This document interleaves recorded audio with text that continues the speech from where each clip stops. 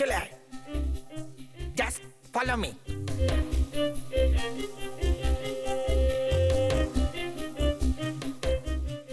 পঙ্কজ, চুপচাপ আমার পেছন পেছন চলতে থাকবি যতক্ষণ আমি এখানে আছি। তোর ঘাবড়ানোর কোনো দরকার নেই। এই যে ঘেটু, আমি না ভয় পাই না, আমি একজন সিআইডি অফিসার। চুপচাপ চল, ফলো মি, ওইদিকে চল।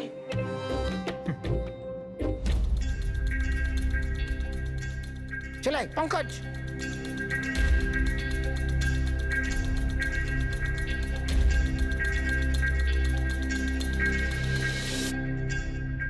কি বন্ধু, শুনেছি তুমি খুব সুন্দর পাসপোর্ট বানাও। কে বললো? আমার একটা বন্ধু বলেছে। বন্ধু? কে বন্ধু? এ না, আমি চিনি না একে।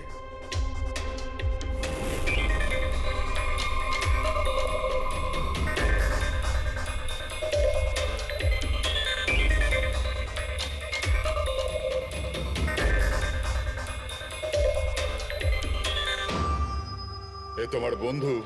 তোমার কোনো সন্দেহ আছে? খুব ভালো করে চিনি আমি একে। এর পাসপোর্টও রেডি হয়ে পড়ে আছে আমার কাছে। আরে বাহ, তাহলে তো আমারও পাসপোর্ট হয়ে যাবে, তাই না? হয়ে যাবে, কিন্তু দুটো পেটি লাগবে। আরে দেবো তো 2 পেটি। বলো না কি চাই, আম চাই না 2 পেটি আপেল চাই, বলো কি চাই। এ শালা, 2 পেটি মানে 2 লাখ। 2 লাখ? 2 লাখ? চল এটা বল, তোর নাম কি লিখবো পাসপোর্টে? Sub inspector Pankaj, CID. CID? হ্যাঁ, সিআইডি। আরে আরে আরে, আমি কি করেছি তোমার? শুধু তোরই নয়, যত নকল পাসপোর্ট বানায় সব ধান্দা বন্ধ হয়ে গেছে। যে যে প্রশ্নগুলো আমি করব সব কটা সত্যি সত্যি উত্তর দিবি, না হলে 2 লাখ বার উঠবস করাবো, বুঝেছিস? জিজ্ঞেস করো, জিজ্ঞেস করো কি করবার আছে। এ ওর নকল পাসপোর্ট নিতে কখন আসবে? জানি না। জানিস না? আজ সন্ধ্যেবেলা, আজ সন্ধ্যেবেলা। দেখলে পঙ্কজ, খেঁচুর কামার।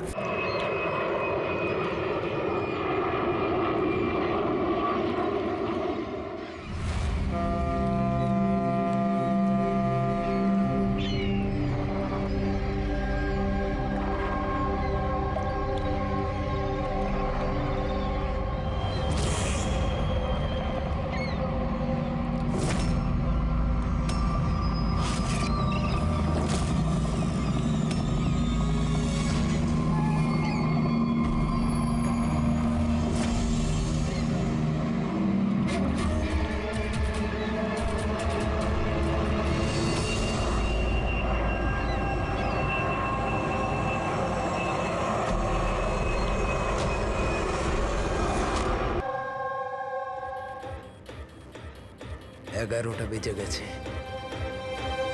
এসে গেছে। এবার এই প্লেনটা পড়বে।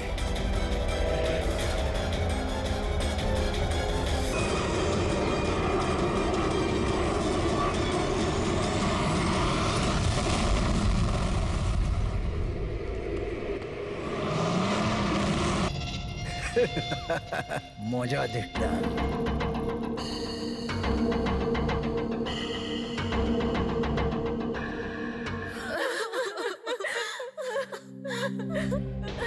তো প্লেনে আপনাদের 3 জনের হাজবেন্ড ছাড়া শুধু পাইলট ছিল?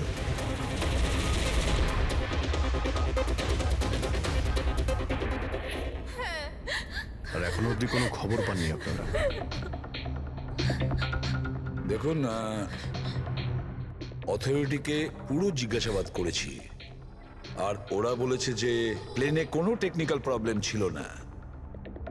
তাহলে আপনাদের এরকম কেন মনে হচ্ছে যে ওটা অ্যাক্সিডেন্ট ছিল না, ওটা প্লেন ক্র্যাশ ছিল না, বরং কেউ জেনে শুনে ওদেরকে খুন করেছে?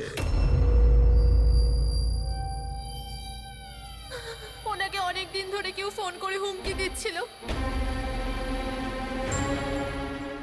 দেখুন, আপনাদের হাজবেন্ড তো নামি দামি বিল্ডার্স, তাই হুমকি দেওয়া ফোন তো আপনাদের আসতেই পারে, তাই না? কিন্তু এক্স্যাক্টলি কি হয়েছিল বলুন তো আপনারা। হ্যাঁ, ওরা তিনজন সুরাট যাচ্ছিল কোনো জমি কিনতে, কিন্তু কিছু বিল্ডার্স ছিল যারা চাইতো না এই ডিলটা হোক। হ্যাঁ স্যার, কোটি টাকার ডিল ছিল। নিশ্চয়ই এই কাজ ওদের মধ্যেই কারোর হবে। আচ্ছা, হুমকি দিয়ে কেউ ফোন করলো আর আপনারা পুলিশের কাছে কেন রিপোর্ট করেননি? স্যার, আমরা পুলিশের কাছে যেতে চেয়েছিলাম, তো আমাদের হাজবেন্ডরা আমাদের বাধা দিল। হ্যালো, কে বলছেন? খবরদার যদি ওই সুরাটের জমিটার ব্যাপারে ভেবেওছো তুমি, বুঝেছ?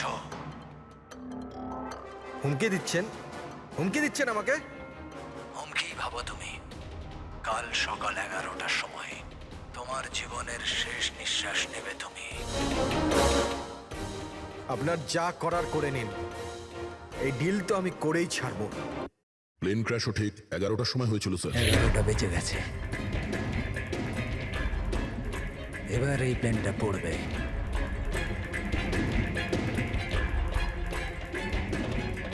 এটা কোনো কাকতালীয় ঘটনা হতে পারে না। আপনি বলুন স্যার, যে একটা জমির টুকরো কারোর জীবনের থেকে বড় হতে পারে কি?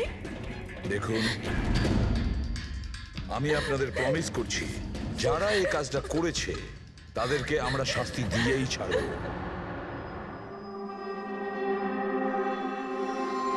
স্যার, আমাদের 5 বছর হয়ে গেছে এই কাজ করছি, আজ পর্যন্ত একটাও ভুল হয়নি।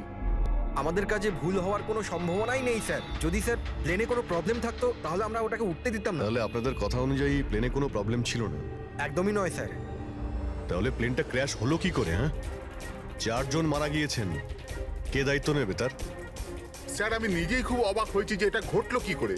ফ্লাইট রেকর্ডার জানেন তো আপনারা, যাকে আমরা ব্ল্যাক বক্স বলি, সেখানেও সবকিছু নর্মাল দেখাচ্ছে। নর্মাল বললে কাজ চলবে না, সব কিছু ডিটেলে বলুন, শুরু থেকে, টেক অফ হওয়ার আগে থেকে কি হয়েছিল? আমরা পুরো প্লেন চেক করে পাইলটকে হ্যান্ডওভার করে দিয়েছিলাম। তারপরে ওই 3 বিজনেসম্যান প্লেনে করে সুরাটের দিকে রওনা দিল।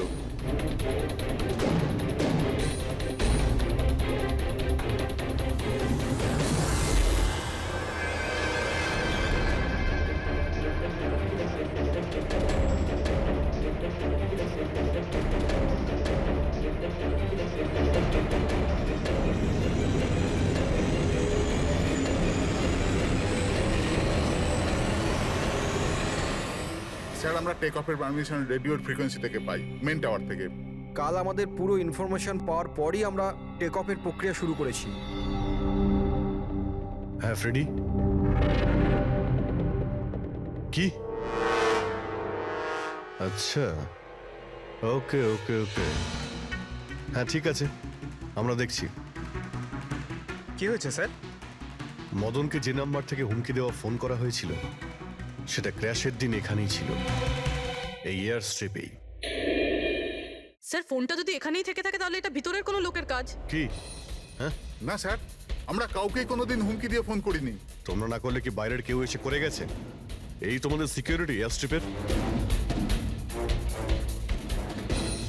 যদি ওই লোকটা এখানে এসে থাকে তাহলে কিছু না কিছু তো এখানে নিশ্চয়ই ফেলে গেছে, চেক করে দেখি। স্যার, এই জায়গাটা তো পুরো পরিষ্কার, ও যদি কোথাও লুকায় তাহলে ওই হ্যাঙ্গারের কাছে কোথাও লুকিয়েছিল। ঠিক আছে, ওখানে দেখি। আপনারা আসুন আমাদের সঙ্গে।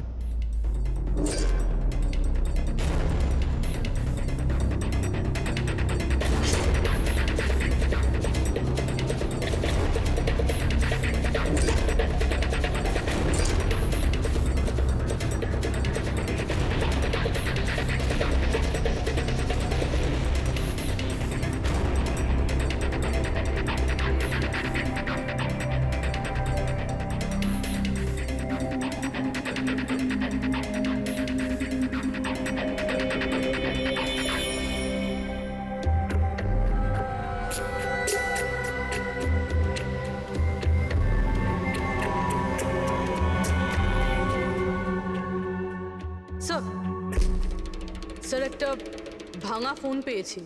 স্যার, আমার মনে হয় হুমকি দেওয়ার জন্য এই ফোনটাই ব্যবহার করেছিল। হতে পারে, ইউজ করে ভেঙে দিয়েছে। রেখে দাও, কিছু প্রমাণ তো নিশ্চয়ই পাওয়া যাবে। কোথায় পেলে তুমি এটা? স্যার, ওখান থেকে। স্যার, এখানে।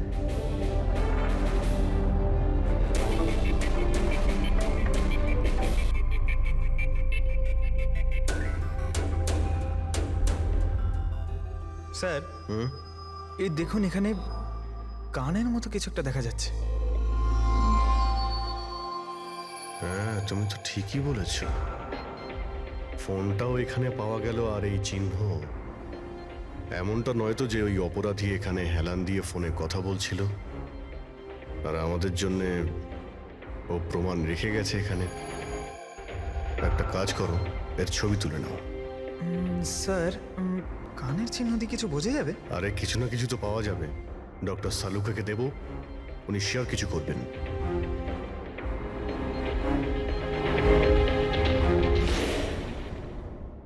স্যার, দুটো লাশ পাওয়া গেছে, অঙ্কুর আর মদনের। অঙ্গদ আর মদন। আচ্ছা, সুমিত আর ওই প্লেনের পাইলট? খোঁজ চলছে স্যার, এখনো কোনো খবর পাওয়া যায়নি। আপনারা প্লিজ কাঁদবেন না, একটু শান্ত হন। দেখুন, আমি আপনাদের কথা দিচ্ছি, আপনাদের স্বামীকে যারা খুন করেছে তারা আমাদের হাত থেকে বাঁচতে পারবে না।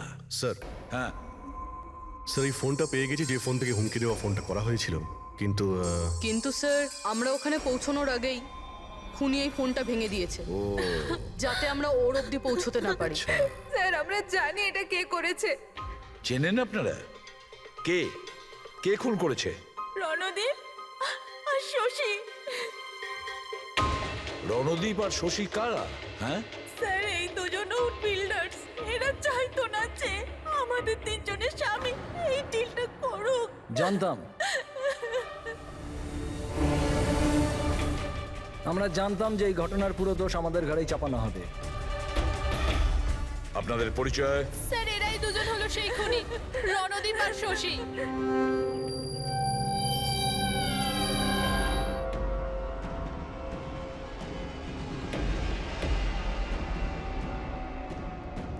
জানি না এই মহিলাদের আমাদের সঙ্গে কি শত্রুতা আছে, যাই হোক না কেন আমাদের উপরই সবসময় দোষারোপ। আর আগেও একবার এরা আমাদের মিথ্যে অভিযোগে গ্রেফতার করিয়েছিল। আচ্ছা, কোন অপরাধে গ্রেপ্তার করিয়েছিল আপনাদের? আমাদেরও একটু বলুন। স্যার প্রথমবার যখন অঙ্কুরকে কল করে হুমকি দিয়েছিল, তো আমি পুলিশে রিপোর্ট লিখিয়েছিলাম এই রণদীপের বিরুদ্ধে। আর পুলিশ আমাকে গ্রেফতারও করেছিল, কিন্তু পরে আমি নির্দোষ প্রমাণিত হই। হ্যাঁ স্যার, আসলে ওই হুমকি দেওয়া ফোন ওই গ্রামবাসীদের ছিল, যাদের জমি এরা নিতে চেয়েছিল। হ্যাঁ, ওই গ্রামের লোকগুলো তো এখনো জেলেই আছে, তো এই বাজে কাজটা তোমরা ছাড়া আর কে করতে পারে? দেখলেন স্যার, আবার আমাদের ওপর অভিযোগ। যদি আমরাই হামলা করে থাকি তাহলে সিআইডির কাছে আমরা কেন আসবো? কোনো ব্যাপার না, খুব তাড়াতাড়ি সমস্ত সমস্যার সমাধান হয়ে যাবে। হ্যাঁ, কারণ আমরা ওখানে অপরাধীর কানের চিহ্ন পেয়েছি। আর ব্যাস, সেটা থেকে তো আমরা পুরোটা জেনেই যাব যে খুনি কে। এই দেওয়ালে যে কাঁচা রং ছিল, ওখানে এই যে কানের ছাপটা দেখা যাচ্ছে, এই কানের ছাপটা দেখো। কিছু দেখতে পাচ্ছ এতে? ওই কানের প্রিন্টে স্টারের মতন দেখতে কিছু ইমপ্রিন্ট আছে। আরো একটা কথা, এই যে অপরাধী, এ সমুদ্রের আশেপাশে থাকে। এইটা কিভাবে জানতে পারলেন স্যার?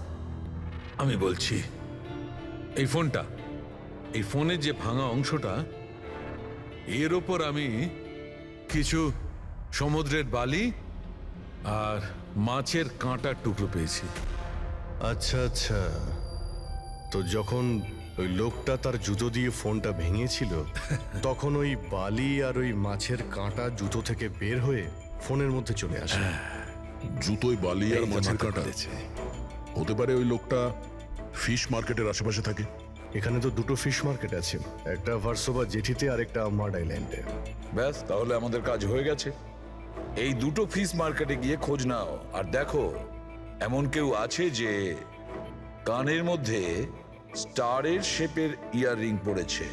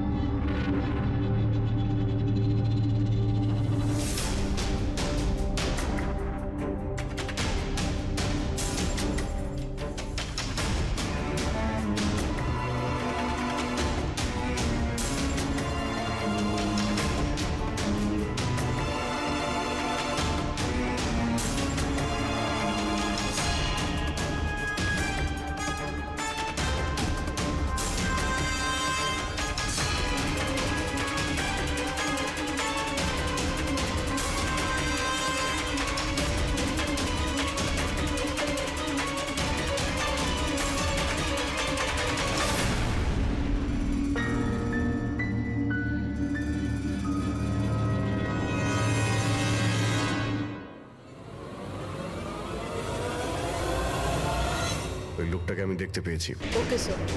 সবাই চলে এসো। Okay sir.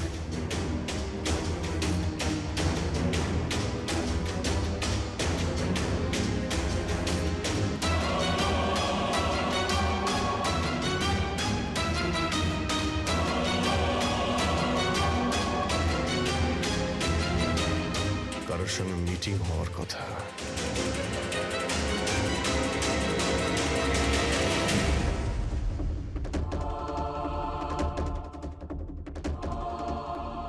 এই লোকটা কে চিনতে পারছি না তো।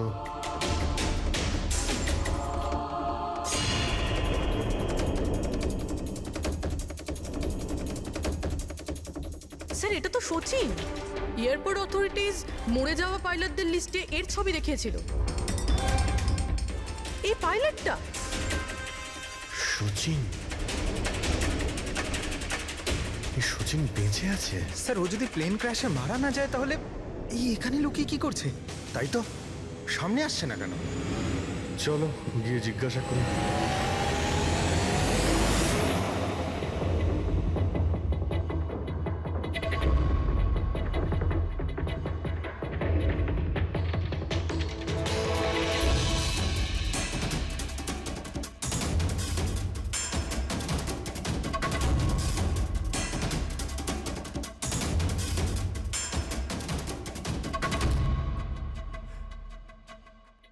স্যার।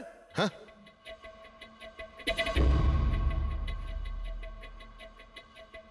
স্যার এ তো মারা গেছে। মারা গেছে? ওই দেখুন স্যার, সচিন পালাচ্ছে।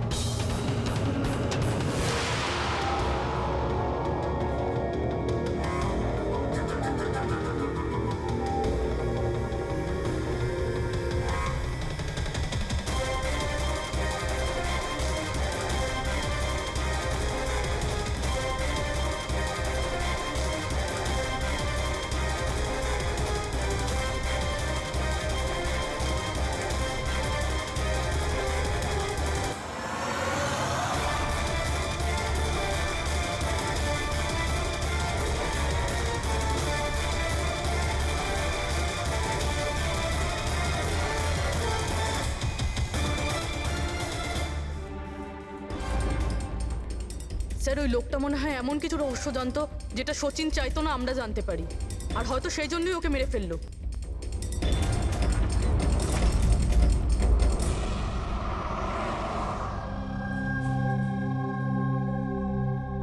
স্যার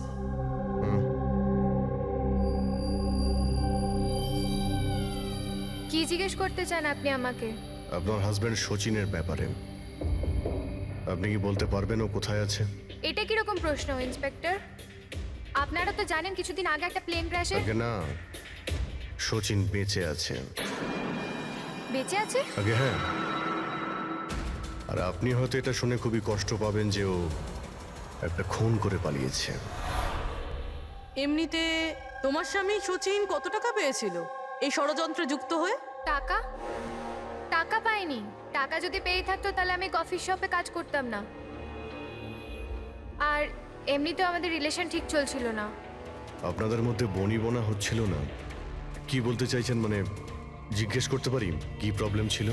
দীপ্তি নামের একটা মেয়ে আছে, এয়ার হস্ট্রেস। অনেকবার বলতো যে তোর সাথে ডিভোর্স নিয়ে ওর সাথে থাকতে চাই। কোথায় থাকে ও? সিঙ্গাপুর। সিঙ্গাপুর? কি সচিন বেঁচে আছে? এ হতে পারে না স্যার। আমরা নিজের চোখে ওকে প্লেনে উঠতে দেখেছিলাম। স্যার এত বড় দুর্ঘটনায় ওর বেঁচে থাকার কোনো সম্ভাবনাই নেই স্যার। আর ও যদি প্লেন থেকে প্যারাশুট নিয়ে লাফ দেয় তাহলে? না স্যার, যদি প্যারাশুট নিয়ে লাফ দিত তাহলে কেউ না কেউ তো নিশ্চয়ই দেখতে পেত। আমরা কিছু মিস করে যাচ্ছি না তো? কি একটু আগে তুমি কি বললে? কি মিস করেছো? না না স্যার, কিছু না। তোমাদের অ্যাপিয়ারেন্স বলছে যে তোমরা কিছু লুকোচ্ছ, তাই তো? কি ব্যাপার বলো, বলো তাড়াতাড়ি। সরি স্যার, আমরা ওই ছোট একটা ভুল করে ফেলেছিলাম। কিরকম ভুল? স্যার যখন প্লেন টেক অফ করেছিল আমরা ওখানে ছিলামই না। আপনারা এত বড় ভুল কি করে করতে পারেন? হ্যাঁ, স্যার ওই প্লেন যখন রানওয়েতে দৌড়চ্ছিল স্যার কিছু বিস্ফোরণ হলো স্যার। কিরকম বিস্ফোরণ? স্যার কেউ একজন চকলেট বোম ফাটিয়েছিল, তো আমরা ওইটাই দেখতে গিয়েছিলাম যে কোথাও কিছু হয়নি তো। আরে এটা তো চকলেট বোম। আর স্যার যখন আমরা ফিরে এলাম তখন দেখলাম যে প্লেন উড়ে গেছিল স্যার। এটা ওই দাড়িওয়ালারই কাজ হবে স্যার। ওদের কনসেন্ট্রেশন নষ্ট করার জন্য। হ্যাঁ, কিন্তু অভিজিৎ, কেন? কিসের মোটিভ থাকতে পারে ওদের কনসেন্ট্রেশন ব্রেক করার জন্য? কিছু না কিছু তো গোলমাল আছে অভিজিৎ। আচ্ছা, যখন বোমটা ব্লাস্ট হয় তখন প্লেনটা বায়ুস্তরের কোন জায়গায় ছিল? ওখানে গিয়ে দেখাও। আসুন স্যার, চলো দেখাও। আসুন।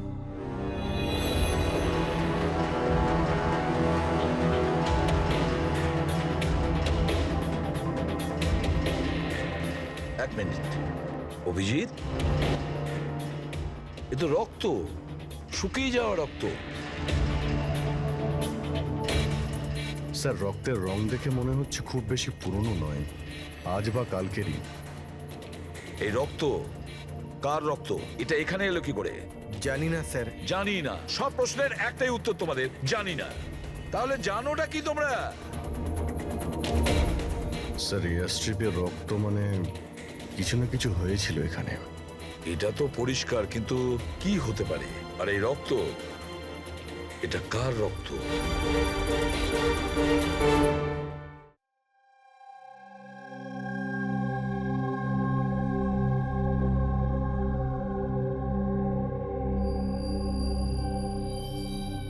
বস, জানতে পেরে গেছি ওই এয়ার স্ট্রিপে যে রক্ত ছিল ওটা কার। কার ছিল?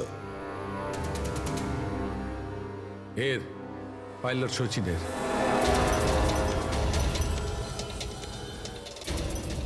পাইলট সচিনের রক্ত? কিন্তু ওরা আঘাত লাগলো কি করে, কখন? স্যার, যখন আমরা ওকে জেটিতে দেখেছিলাম তখনও একটা স্লিং ব্যান্ডেজ পড়েছিল, আর ওর হাতে ব্যান্ডেজও বাঁধা ছিল। কিন্তু ইঞ্জিনিয়ার আমাদের এটা বললো যখন সচিন টেক অফের জন্য যাচ্ছিল ও একদমই ঠিকঠাক ছিল, ওর হাতে কোনো রকম ব্যান্ডেজই ছিল না। এটার একটাই মানে দাঁড়ায় অভিজিৎ, সচিনের আঘাত এয়ার স্ট্রিপের সময়ই হয়েছে। প্লেনটা টেক অফ হওয়ার আগেই সচিন এয়ার স্ট্রিপে পড়ে যায়, আর ওর তখনই আঘাতটা লাগে। ঠিক এইরকমই হয়ে থাকবে বস, কারণ এই জন্যে সচিন প্লেন ক্র্যাশে মারা যায়নি, কারণ সচিন প্লেনে ছিলই না। কিন্তু ডক্টর সালুকে কেউ তাহলে সচিনকে প্লেন থেকে লাফাতে দেখেনি কেন? আরে ওই দাড়িওয়ালা ওখানে বাজি ফাটিয়েছিল না ওদের সরানোর জন্য। এগুলো সব সচিন আর ওই লোকটার প্ল্যান ছিল।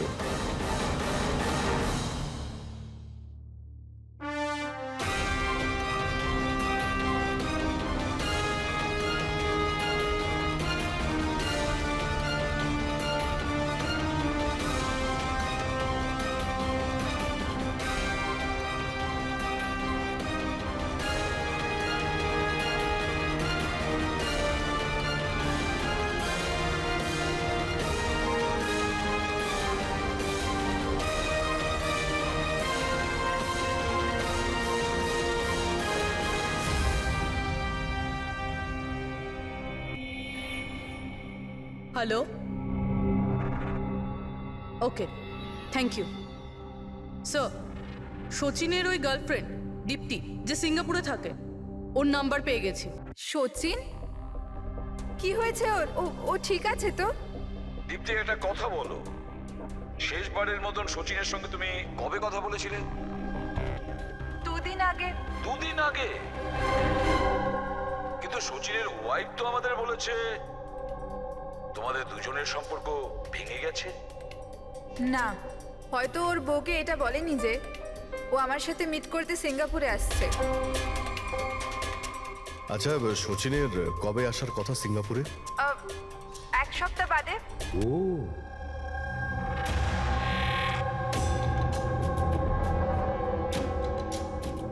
আচ্ছা, আর কি কি কথা হয়েছে তোমার সঙ্গে 2 দিন আগে? ও বলছিল যে ও অনেক টাকা পেতে চলেছে, আর তারপর আমরা দুজনে নতুন জীবন শুরু করতে পারি। কিন্তু আপনার এইসব প্রশ্ন, সচিন ঠিক আছে তো? ভয় পেও না, সচিনের কিছু হবে না। আর যদি দরকার পড়ে আমরা আবার তোমায় ফোন করব। Thank you. আচ্ছা, দীপ্তি আবার যুক্ত নয় তো এই প্ল্যানের সঙ্গে, এই সমস্ত ষড়যন্ত্রের সঙ্গে? পুরবি, একটা কাজ করো, সিঙ্গাপুর পুলিশকে পুরো ডিটেলস জানিয়ে দাও আর বলো যে ওরা এই দীপ্তির ওপর যেন নজর রাখে। Yes sir. স্যার, হ্যাঁ, সচিনের ওয়াইফের সঙ্গে কথা হলো স্যার। ও তো বললো যে সচিনের পাসপোর্ট বাড়িতেই আছে। কি? সচিনের পাসপোর্ট বাড়িতে? আর সচিন সিঙ্গাপুর যাওয়ার জন্য প্ল্যান করছে? এটা আবার হয়নি তো যে সচিন নকল পাসপোর্ট বানিয়েছে? নকল পাসপোর্ট? আচ্ছা, আমাদের ওই ঘেটু আছে না, ও কিন্তু নকল পাসপোর্টের ব্যাপারে অনেক কিছু জানে। হেড্রিক, একটা কাজ করো, পঙ্কজকে বলো যে সচিনের ফটো নিয়ে যেন ঘেটুর সঙ্গে দেখা করে। হ্যাঁ। Yes sir. আরও একটা কথা স্যার, স্যার সচিন যদি প্লেন টেক অফ হওয়ার আগে প্লেন থেকে ঝাঁপ দিয়ে থাকে, তাহলে প্লেনটা ওড়াচ্ছিল কে? আর যখন ও প্লেন থেকে ঝাঁপ দিল তখন এই মদন, অঙ্কুর আর সুমিত এরা চিৎকার চেঁচামেচি করলো না কেন? চুপচাপ বসেছিল কেন? বস, প্লেন থেকে পড়ে গেলে এরকম সুযোগ পাবে কি করে? এরা তিনজনেই তো অজ্ঞান ছিল। কিন্তু স্যার, এরা জ্ঞানটা হারালো কিভাবে? পুরবি, এদের তিনজনের পেটের মধ্যে ব্ল্যাক কফি ছিল, আর ওই ব্ল্যাক কফিতেই নেশাদ্রব্য মেশানো ছিল। কি? ব্ল্যাক কফির সঙ্গে নেশার ওষুধ? I am boarding. আপনার কফি। Thank you. তাহলে নিশ্চয়ই এটা সচিনের প্ল্যানের পার্ট ছিল। স্যার, একটা প্রশ্নের উত্তর এখনো পাইনি। বিনা পাইলট নিয়ে প্লেনটা উড়লো কিভাবে? এর উত্তর হলো UAS. UAS, আনইন্টারাপ্টেবল auto pilot system. এই প্রোগ্রাম দিয়ে মাটিতে থেকে আকাশে ওড়া প্লেনকে কন্ট্রোল করা যায় স্যার, যে কোনো জায়গা থেকে। হ্যাঁ স্যার, আমরা এই ফরেন্সিক ল্যাবে দাঁড়িয়েও যে প্লেনটা আকাশে উঠছে তাকে কন্ট্রোল করতে পারি। এই প্রোগ্রামটা এই জন্যই বানানো হয় যে আকাশে ওড়ার সময় প্লেনে যদি কোনো ইমার্জেন্সি হয় বা কোনোভাবে প্লেন হাইজ্যাকও হয়ে যায়, তাহলে তার কন্ট্রোল যেন নিচে থাকা লোকেদের হাতে থাকে। তার মানে প্লেনের ককপিটের কন্ট্রোল তার হাতে থাকবে যার হাতে রিমোট আছে। হ্যাঁ স্যার, আর যার কাছে রিমোট কন্ট্রোলটা ছিল সেই প্লেনটা ক্র্যাশ করিয়েছে সমুদ্রে। রিমোট কন্ট্রোলের লোক খুনি, এক কফিতে নেশার ওষুধ। যদি একবার আমরা জানতে পারি না যে ওই ব্ল্যাক কফিতে নেশার ওষুধ কে মিশিয়েছিল আর কে খাইয়েছিল, তাহলে বুঝে নাও রিমোট কন্ট্রোলের খুনির কাছেও আমরা পৌঁছে যাব। Remote control. Black coffee? Sir, Madan তো ব্ল্যাক কফি খেতেন না, ওনার হাই ব্লাড প্রেশার ছিল। আর স্যার, আমিও তো সুমিতকে কোনো ব্ল্যাক কফি দিইনি, কারণ ও যখন বাড়ি থেকে বেরিয়েছিল তখন আমিও বাড়ি ছিলাম না। দেখুন, আমরা ওই তিনজনের পেট থেকেই ব্ল্যাক কফি পেয়েছি, যে সেই নেশার ওষুধ মিশিয়েছিল। আর আপনারা বলছেন যে আপনারা কেউ নিজেদের স্বামীকে ব্ল্যাক কফি খাওয়াননি। হতে পারে অন্য কেউ ওনাদের ব্ল্যাক কফি খাইয়েছিল, বা হতে পারে বাইরে যেখানে গিয়েছিল সেখানে খেয়েছিল। কোথাও গিয়েছিল কি? হ্যাঁ স্যার, ওকে আমাদের ড্রাইভার এয়ারপোর্টে ছাড়তে গেছিল। তাহলে হতে পারে যে ও বাইরে কোথাও কফি খেয়েছে, তাহলে ড্রাইভার জানতে পারে। রবি, ওকে একবার ডাকুন তো, কোথায় আছে ও? স্যার, যবে এই ঘটনা ঘটেছে তবে থেকে ও কাজে আসছে না, ও আমার ফোনও তুলছে না। তার মানে অভিজিৎ, এই রবি কাল থেকে উধাও।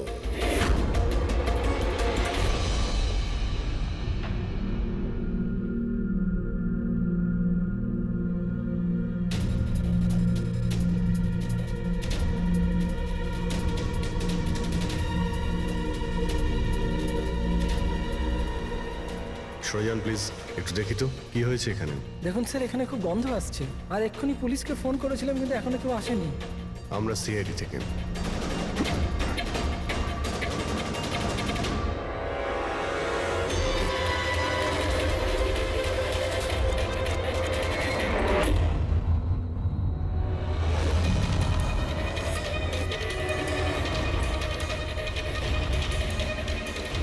স্যার, আরও একটা খুন।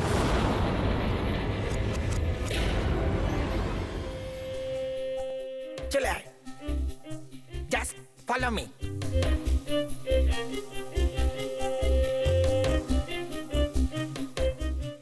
পঙ্কজ, চুপচাপ আমার পেছন পেছন চলতে থাকবি যতক্ষণ আমি এখানে আছি। তোর ঘাবড়ানোর কোনো দরকার নেই। এই যে ঘেটু, আমি না ভয় পাই না, আমি একজন সিআইডি অফিসার। চুপচাপ চল, ফলো মি, ওইদিকে চল।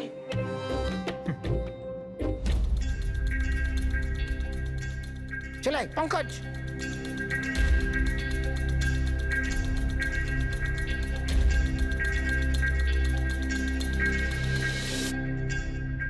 কি বন্ধু, শুনেছি তুমি খুব সুন্দর পাসপোর্ট বানাও।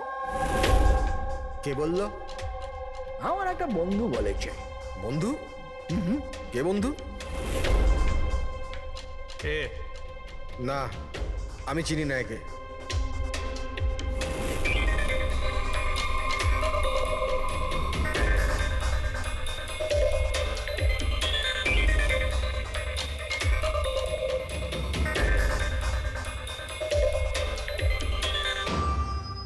এ তোমার বন্ধু? তোমার কোনো সন্দেহ আছে? খুব ভালো করে চিনি আমি একে। এর পাসপোর্টও রেডি হয়ে পড়ে আছে আমার কাছে। আরে বাহ, তাহলে তো আমারও পাসপোর্ট হয়ে যাবে, তাই না? হয়ে যাবে, কিন্তু 2টো পেটি লাগবে। আরে দেবো তো 2 পেটি। বলো না কি চাই, আম চাই না 2 পেটি আপেল চাই, বলো কি চাই। এ শালা, 2 পেটি মানে 2 লাখ। 2 লাখ? 2 লাখ? চল এটা বল, তোর নাম কি লিখবো পাসপোর্টে? Sub inspector Pankaj, CID. CID? হ্যাঁ, সিআইডি। আরে আরে আরে, আমি কি করেছি তোমার? শুধু তোরই নয়, যত নকল পাসপোর্ট বানায় সব ধান্দা বন্ধ হয়ে গেছে। যে যে প্রশ্নগুলো আমি করব সবকটা সত্যি সত্যি উত্তর দিবি, না হলে 2 লাখ বার উঠবোস করাবো, বুঝেছিস? জিজ্ঞেস করো কি করবার আছে। এ ওর নকল পাসপোর্ট নিতে কখন আসবে? জানি না। জানিস না? আজ সন্ধ্যেবেলা। দেখলে পঙ্কজ, খেঁচুর কামার। স্যার, রবির ঘর থেকে যে বোতলটা পাওয়া গেছে ওখানে ওই নেশার ওষুধটা আছে যেটা সালুমকে স্যার ব্ল্যাক কফিতে পেয়েছিল। ওই রবি ছাড়া আর কারোর আঙ্গুলের ছাপ পেয়েছিলে ওই বটলে? হ্যাঁ স্যার, রণদ্বীপের।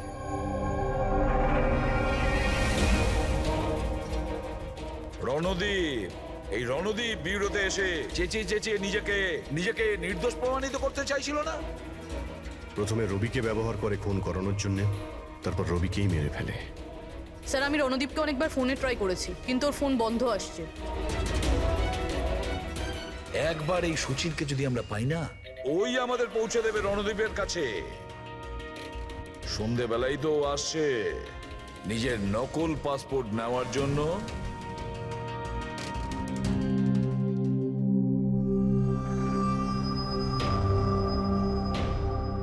আমার পাসপোর্ট রেডি আছে?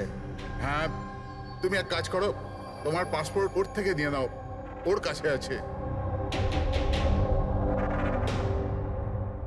আরে ভাই তাড়াতাড়ি করো, আমার কাছে বেশি সময় নেই।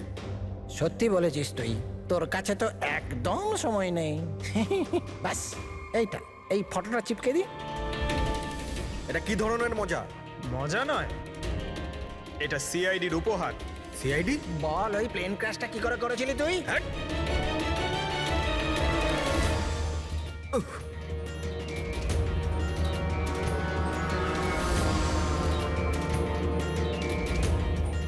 সিআইডি থেকে পালিয়ে টেক অফ করা এত সহজ নয়।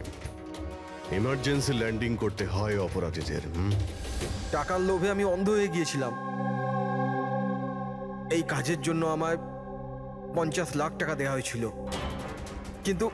কিন্তু আমি জানতাম না যে স্যার ওরা মারা যাবে। তোকে টাকা কে দিয়েছিল সেটা বল। স্যার আমি জানি না স্যার, আমি শুধু একবার কথা বলেছিলাম ওর সাথে। পঙ্কজ, ইন্টারনেটে ভালো করে দেখুন এই রণদ্বীপের কোনো ইন্টারভিউ পাওয়া যায় কিনা। স্যার, পেয়ে গেছি। আমি আমার সাফল্যের সব কৃতিত্ব আমার কঠোর পরিশ্রম আর না হারা মনোভাবকে দেব। এই পৃথিবীতে কোনো কিছুই অসম্ভব না। আমি কোথায় ছিলাম আর কোথায় এসে পৌঁছেছিলাম। স্যার এটা ওনারই আওয়াজ স্যার, আই এম শিওর এটা ওনারই। গলার স্বর রণদ্বীপের আর ওই শিশিতে আঙুলের ছাপও রণদ্বীপের। রণদ্বীপ?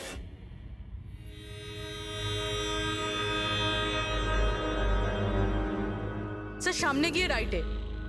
স্যার এই রণদ্বীপের ফোন তো অফ বলছে, ওর লোকেশন কি করে ট্র্যাক করব? আরে ফোন বন্ধ তো কি হয়েছে পঙ্কজ, ওর ভিডিওটায় মনে আছে? ওই ভিডিওটার মধ্যে ওর হাতে একটা ব্রেসলেট পড়েছিল। আমি ওই ইন্টারভিউ দ্বিতীয়বার চেক করেছি। কিন্তু স্যার ব্রেসলেট দিয়ে লোকেশন কি করে ট্র্যাক করব? পঙ্কজ, ওটা কোনো অর্ডিনারি ব্রেসলেট নয়। ওই ব্রেসলেটে জিপিএস ট্র্যাকিং লাগানো আছে। আর এরকম ব্রেসলেট বেশিরভাগ টাইপ 1 ডায়াবেটিসের লোকেরাই পরে। ব্রেসলেটে জিপিএস থাকে স্যার? হ্যাঁ, তার কারণ হলো যে ওর শরীর যদি কোনো সময় খারাপ হয়ে যায় বা ওর মাথা ঘুরে যায়, তাহলে ওর পরিবারের লোকেরা জিপিএস এর সাহায্যকে সহজেই ট্র্যাক করতে পারবে। কিন্তু স্যার এই জিপিএস বলছে রণদীপ কুন্ডু বাড়িতে আছে।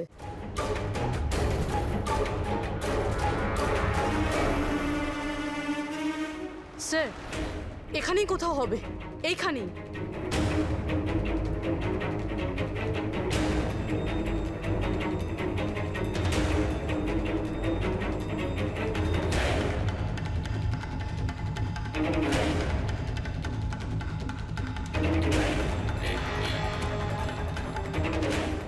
এইদিকে স্যার।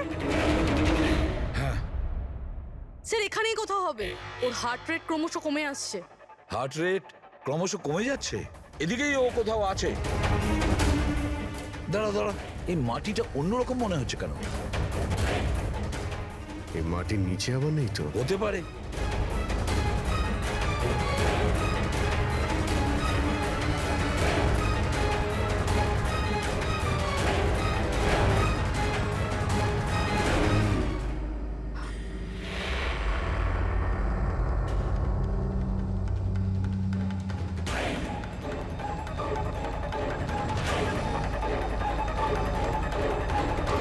মাই গড, বেঁচে আছে? স্যার,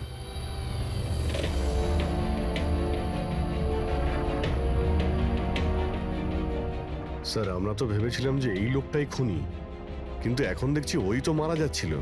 স্যার আমার মনে হয় না রবির খুন রণদীপ করেছে বলে, কারণ ব্যুরো থেকে বেরোনোর পরে ওর ব্রেসলেটের লোকেশন এখানটাই ছিল, ও অন্য কোথাও যায়নি। তার মানে যে শচীনকে টাকা দিয়েছিল সে রণদীপ ছিল না, অন্য কেউ ছিল।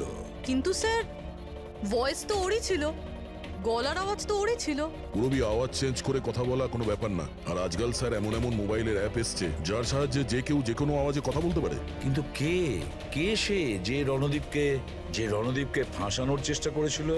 সে কে ছিল যে কিনা নিজের ভয়েস চেঞ্জ করার অ্যাপ ইউজ করেছিল?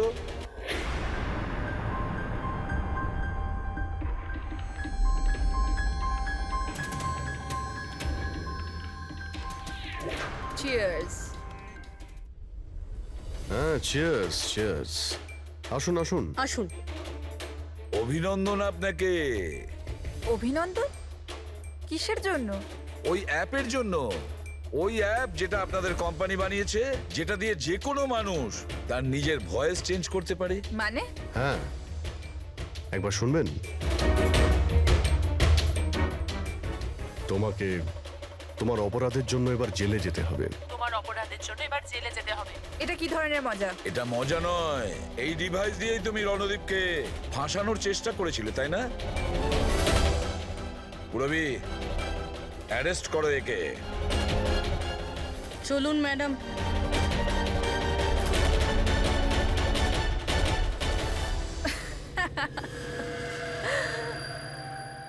এত কিসের তারা আছে সিআইডি? একটু ওদিকে তো তাকান। এই, ছেড়ে দাও ওকে। বোকামি করো না। এই ছেড়ে দাও এদের।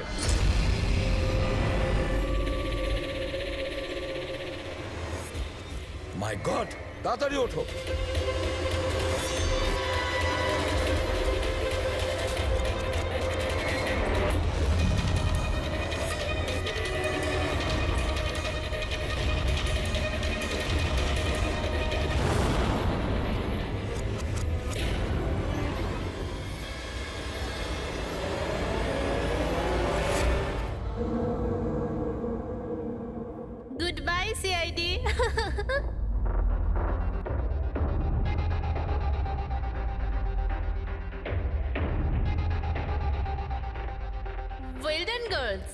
পর্যন্ত বড় বড় অপরাধী যেটা করতে পারেনি সেটা আমরা করে দেখিয়েছি।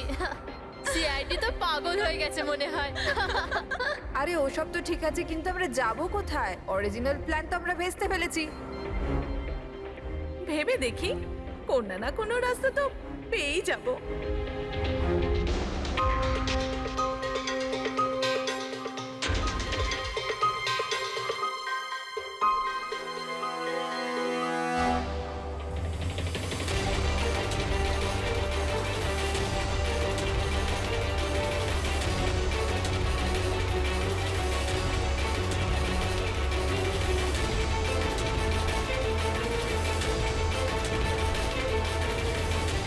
আরে কি করছিস? কিরকম ভাবে প্লেন ওড়াচ্ছিস তুই? আরে আমি চালাচ্ছি না রে। তুমি তো বলেছিলে যে তুমি প্লেন চালাতে পারো। আরে আমি এটা করছি না, এটা নিজে থেকে হচ্ছে। ও নো, প্লেন তো নিচে যাচ্ছে।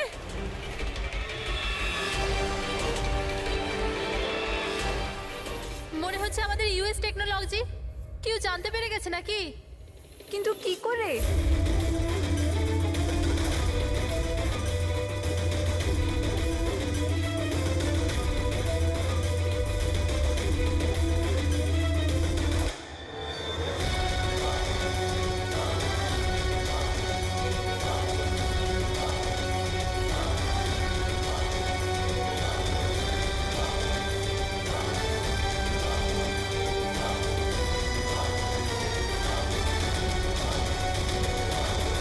Thank you.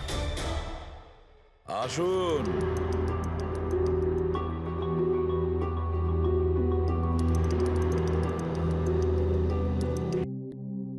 যে দেশে মহিলারা স্বামীর দীর্ঘ জীবনের জন্য ব্রত রাখেন, সেখানে আপনারা তিনজন মিলে আপনাদের স্বামীদের খুন করে দিলেন। নিশ্চয়ই কোনো উপযুক্ত কারণ ছিল এর। হ্যাঁ, কারণ ছিল।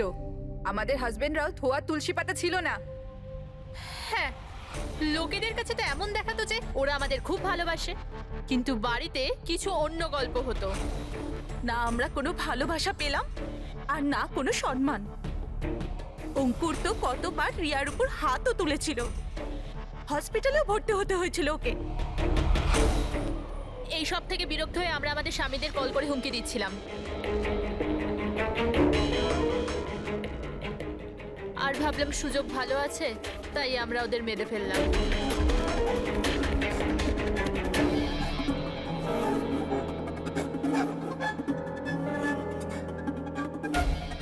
আর ভাগ্য দেখুন, রণদীপ রবির কাছে গিয়েছিল ওই অজ্ঞান হওয়ার ওষুধ নিয়ে, যাতে আমাদের স্বামী মিটিংয়ে পৌঁছতেই না পারে।